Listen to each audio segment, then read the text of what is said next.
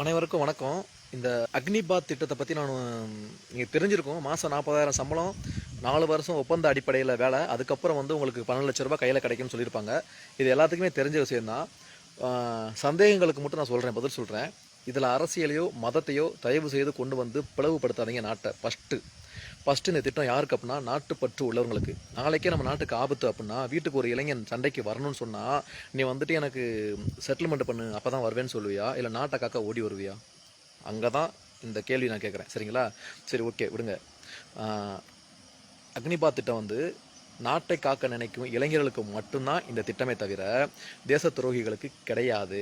சரிங்களா? First question, நீங்கள் கேட்குற கொஸ்டின், 21 வயசு நான் முடிஞ்சிருச்சு எனக்கு அப்படின்னா நான் இராணுவத்தில் சேர முடியாதா அப்படின்னு சில பேர் கேட்பீங்க. சரிங்களா? இராணுவங்கிறது வேறு, துணை இராணுவங்கிறது வேறு. துணை இராணுவத்தில் இந்த மாதிரி ஒப்பந்த அடிப்படை கிடையாது. CRPF, CASF, ITBP, Assam rifle, CASF, SSB அப்படின்னு சில பிரிவுகள் இருக்குது, துணை இராணுவ பிரிவுகள். சரிங்களா? அதுவும் இராணுவம் தான் நினச்சிக்கோங்க. சரிங்களா? அதுவும் நாட்டை காக்கிற ஒரு பணி தான். இராணுவம்னா இராணுவம் மட்டுமே கிடையாது, துணை இராணுவம் இருக்கும். அதில் நீங்கள் இணையலாம். நானும் துணை இராணுவம் தான்.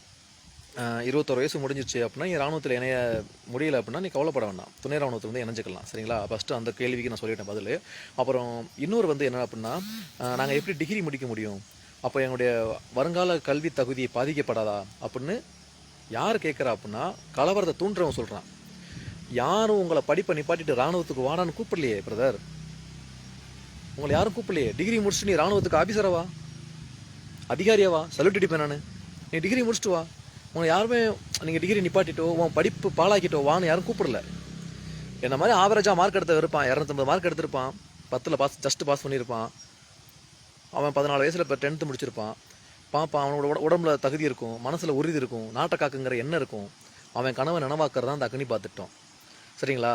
அப்புறம் 4 வருஷம் கழிச்சு அவனோட நிலைமை என்னன்னு நீங்கள் கேட்கலாம். சரிங்களா? இப்படி கேள்வி கேட்குறவங்க, அவனோட எதிர்காலத்தை பற்றி நீங்கள் யோசிக்கிற நீங்கள், ஒவ்வொரு மாநிலத்திலும் அந்தந்த முதலமைச்சர்கள் ஒரே ஒரு கட்டளை போடுங்க. 4 வருஷம் அக்னிபாத் திட்டத்தில் நீ வேலை பார்த்துட்டு வா, இராணுவத்திலேருந்து நீ வெளியில் வா, வந்த உடனே உனக்கு மாநில காவல்துறை உனக்கு வலைவிரிச்சு காத்திருக்கும், அதில் சேர்ந்துக்கோ. நீ மாநில காவல் சீருடைய போட்டுட்டு இந்த மாநிலத்துக்கும் பாடுபடு அப்படின்னு சொல்லுங்கள். ஒவ்வொரு இளைஞர் மனசுலையும் உற்சாகத்தை வழங்க. அதை விட்டு போட்டு 4 வருஷம் நீ போயிட்டு அவன் எதிர்காலம் போயிடும், உன் எதிர்காலமே இருக்காது அப்படின்னு அவங்கள மனசில் பயத்தை உண்டாக்கி தேசப்பற்ற பாழாக்கிறாதீங்க. தேசப்பற்ற உண்டாக்குங்க. தேச விரோதத்தை யார் மனசுலையும் வளர்க்காதீங்க. அப்புறம் இன்னொன்று, சில இடத்துல கலவரம்னு கேள்விப்பட்டேன். கல் எடுத்து எறிகிறது, ரயிலை கொளுத்துறது அப்படின்னு. இப்போ இந்தியாவுக்குள்ளே உள்நாட்டு கலவரம் பண்ணுற நீங்கள் இராணுவத்தில் என்ன பண்ண போகிறீங்க? புரட்சி பண்ண போகிறீங்களா? இராணுவத்துக்கு அந்த மாதிரி ஆளுக்கு தேவை கிடையாதுங்க. சரிங்களா? அதுக்கப்புறம் என்னுடைய எதிர்காலம் என்ன ஆகிறது, நான் செட்டில்மெண்ட் எப்படி ஆகிறது சில பேர் கேட்குறாங்க. செட்டில்மெண்ட் ஆகிறவன் நீ டாக்டர் படித்து டாக்டர் ஆகு, ஐடி கம்பெனியில் போய் வேலை பாருங்க, யாரும் தடுக்கலையே. இன்னொரு விஷயம், அவங்களை யாரும் கட்டாயப்படுத்தி வாங்கன்னு கூப்பிடலை. சரிங்களா? ஒவ்வொரு இளைஞனுக்கும், என்ன மாதிரி இளைஞனுக்கு இருக்கும், இராணுவ உடைய போய் ஒரு நாளாக தான் நான் போடணும், என் உடம்புல ஒரு நாள் இராணுவ உடைய போடணும்னு இருப்பீங்க. சரிங்களா? அவன் 4 வருஷம் கழிச்சு வெளியே சொல்லுவான், நானும் இந்த நாட்டுக்காக பாடுபட்டேன்டா, இந்திய குடிமகன்டா, நானும் நாட்டுக்காண்டி எல்லையில் நின்று பாதுகாத்தேன் அப்படின்னு மாறுதட்டி சொல்லுவான் அடுத்தவங்ககிட்ட. அந்த ஒருத்த பெருமை கிடைக்கும். சரிங்களா? அங்கே அப்படியே அவன் உயிரே போனாலும் 1 கோடி ரூபாய் மத்திய அரசு கொடுக்க போகிறது உறுதி. அது கொடுத்து தான் ஆகும். அது நடைமுறையில் இருக்குது. ஆனால் அந்த 1 கோடிங்கிறது அங்கே முக்கியம் கிடையாது. எவ்வளோ ஒரு நடிகனுக்காண்டி நீ தீக்குளிக்கிறதுக்கு பதிலாக, யாரோ ஒரு நடிகைக்கு நீ தீக்குளிக்கிறதுக்கு பதிலாக, யாரோ ஒரு அரசியல்வாதிக்கு நீ தீக்குளிச்சு சாகிறதுக்கு பதிலாக நாட்டுக்காக சாகு. அது எந்த தப்பும் கிடையாது. சரிங்களா? அவங்களுக்கு மட்டும்தான், நாட்டுக்காக வேலை பார்க்குறவங்க மட்டும்தான் இராணுவத்தில் வேலையை தவிர வேறு யாருக்குமே இராணுவத்தில் அங்கே வேலை கிடையாது. 21 வயசு முடிஞ்சா நீ சிஆர்பிஎஃப் அதில் சேரலாம். ஆர்மியில் 21 வயசு முடிஞ்சிருச்சுன்னா 22, 23, 24 வரைக்கும் ட்ரேட்மேன் இருக்குது, மெக்கானிக், கிளர்க் அதிகம் பண்ணியிருக்கு. அது நிரந்தர பண்ணி தான். இவங்க ஜிடி மட்டும்தான் அறிவிச்சிருக்காங்க.